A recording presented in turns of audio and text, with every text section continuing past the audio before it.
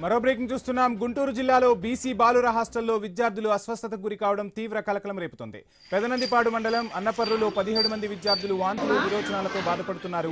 Hostel warden అందుబాటులో లేకపోవడంతో cook నాగకల్పన విద్యార్థులను ఆటోలో ఆసుపత్రికి తరలించారు.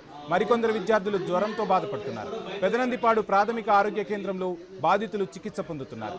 హాస్టల్ను గుంటూరు జిల్లా కలెక్టర్ తమీం అన్సారియా పరిశీలించారు. విద్యార్థుల ఆరోగ్య పరిస్థితిపై ఆరా తీశారు.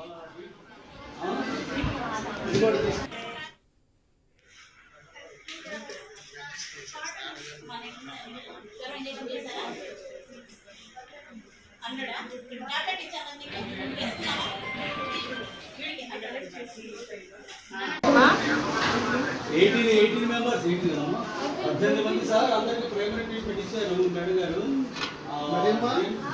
వాళ్ళు కూడా బయలుదేరారట. ఇప్పుడు కాల్ వచ్చింది మనకి శ్రావణ వస్తున్నారంట. అందరికి ఫస్ట్ ఎయిడ్ అయితే ఇచ్చాము. వాళ్ళ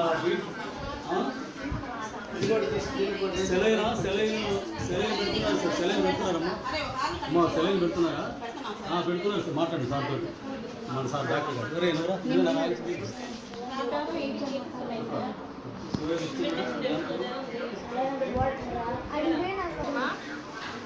18 మెంబర్స్ 18 మంది సార్ అందరికి ప్రైమరీ ట్రీట్మెంట్ ఇచ్చారు మేడం గారు. వాళ్ళు కూడా బయలుదేరారట. ఇప్పుడు కాల్ వచ్చింది మనకి శ్రావణ వస్తున్నారంట. అందరికి ఫస్ట్ ఎయిడ్ అయితే ఇచ్చాము.